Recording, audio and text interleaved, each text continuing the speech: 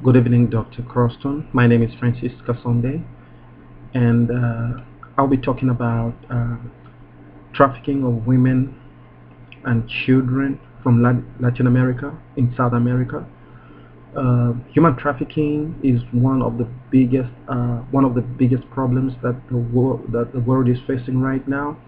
That has affected not only the United States of America, Canada, Western and Eastern Europe. It is a problem that is being experienced worldwide, and it's has become a cancer to human civilization, in the sense that it affects the very fiber and the moral principles upon which human dignity and respect for human life is formed. And it's for this reason that I actually took an interest to review, to do research on this topic, and to see what can be done to help reduce, stop, and in honesty eradicate this evil trade of human souls. Um, Human trafficking of women and children from in Latin America, specifically from Ecuador, which is one of the countries actually that is high, regarded as one of the countries that is high on the market in terms of uh, trafficking of persons from that country to the United States and Mexico and the rest of other Western countries. This needs to be stopped. This has got a personal implication, so to say, in the sense that when I began doing this research, I began to realize more and more how such a trade can affect human security, how such a trade can affect a country's national security, how such a trade can affect a country's economic well-being, how such a trade can slow down developmental growth in different communities and societies, and how finally how such a trade in human beings can lead to the spread of diseases, across borders, like Ebola, for instance. And this is something that is very, very serious. But at the same time, you see, during my research, in writing my thesis, you see, one thing that I stumbled upon, that I've come up to believe in so much, is that as much as countries such as the United States, Great Britain, Germany, Italy, are trying to stop the trade in human trafficking, and they are putting all efforts together, like international security against such trafficking, in order to curb or destroy these criminal networks, which is a very, very good thing. And countries are also upgrading their policies, to face such an alarming rate of human trafficking on an international level. I think that is also a good thing. But as I as I said earlier on, one of the important aspects that needs to be analyzed, and this is something that I came up with in my research, is that the psychological aspect of the victims themselves leads to more and more human trafficking. And I believe that this discovery in itself is quite argumentative, and I welcome that, in the sense that, which of course I would want to prove, and I'm going to do this, because what I've realized is that even after this class, I'll continue to do more research. I'll continue to do and to dedicate more research to this, because the victims themselves, and I'm talking about victims of human trafficking, are the ones that have increased the trade in human lives. They are the ones that have increased the trade in human trafficking. I know somebody might ask and say, why is this so? This is because people are willing to do anything in order to get what they want.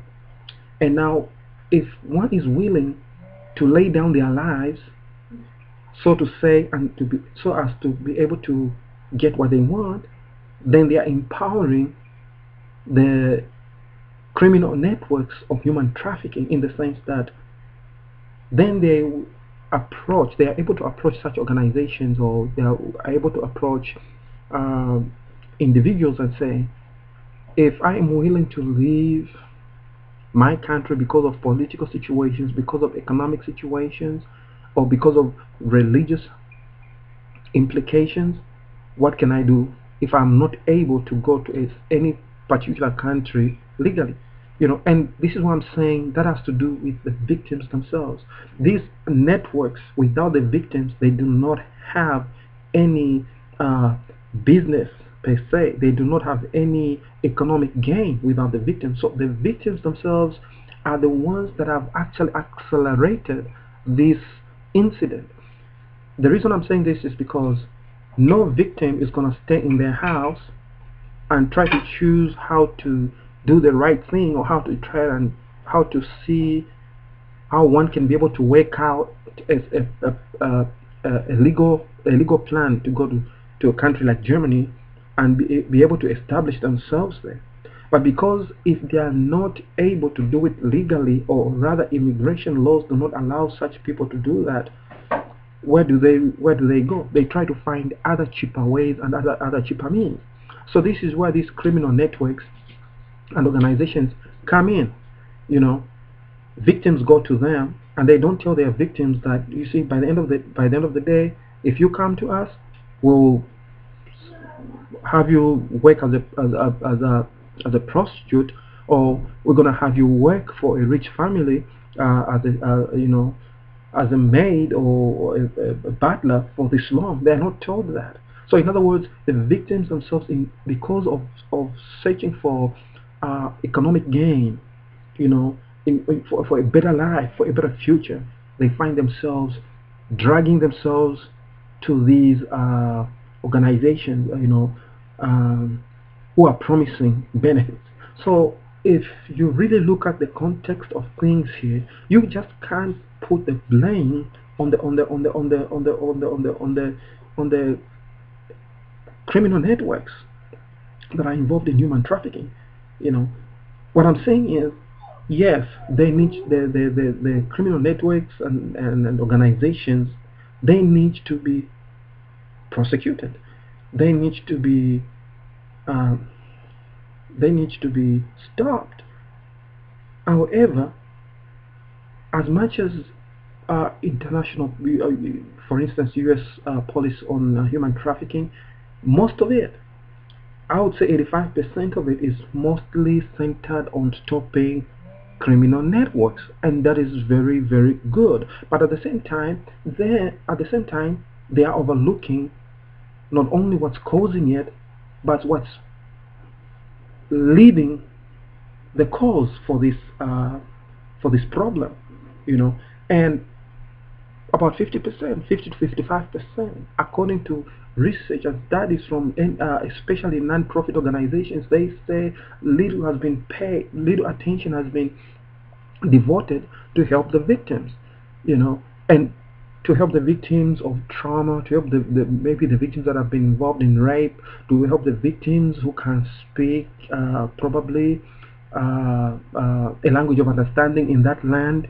It can be France, Germany, or the United States, or Canada, to help them learn to communicate so that they can be able to open up their problems. You see, but then I think one thing that I've learned from my research is that, you see, the victims themselves,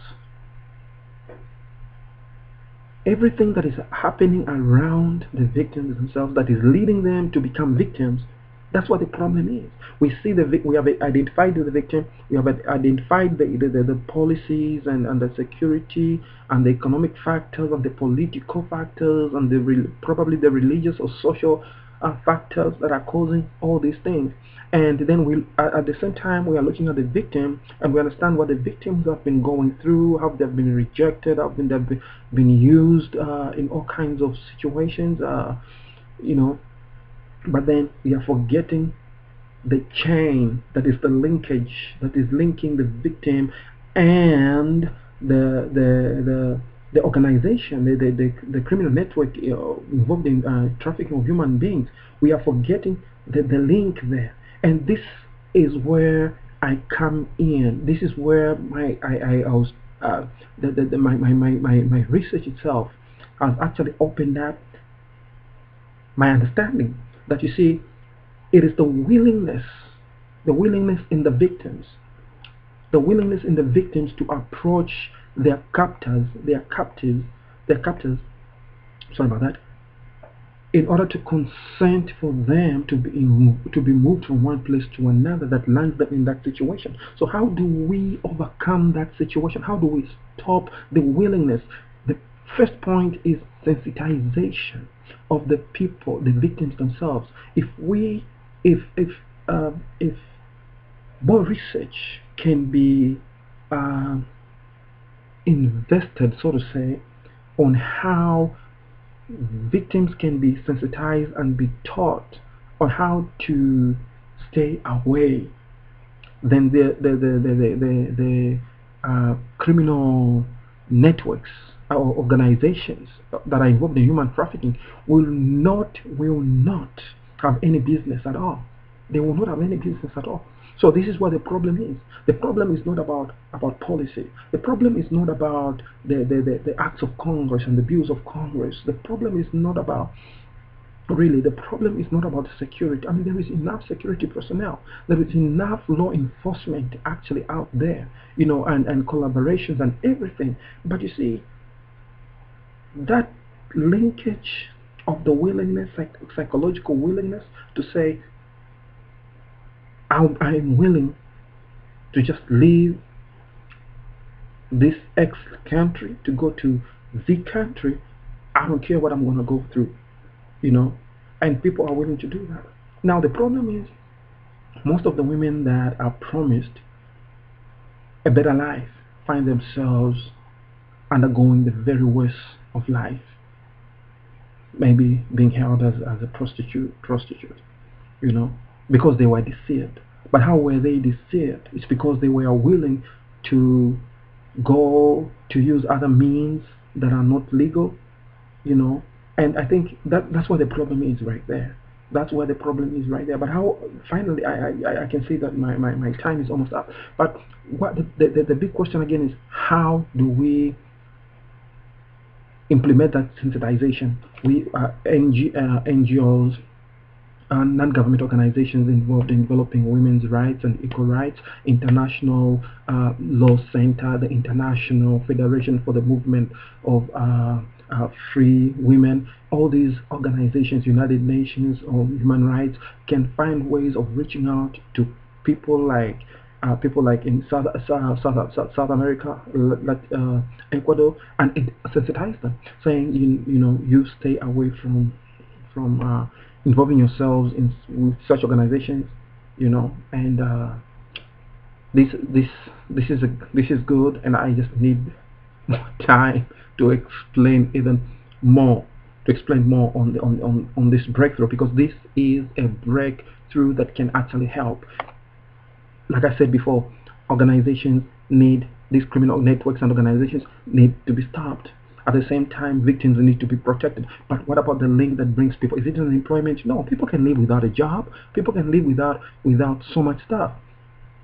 But it is the psychological willingness to say, here I am, you organizations, you are human traffickers, here I am, you can use me, take me to one place or another, and I'm willing to pay you, and they're willing to go through anything. So that's where the problem is.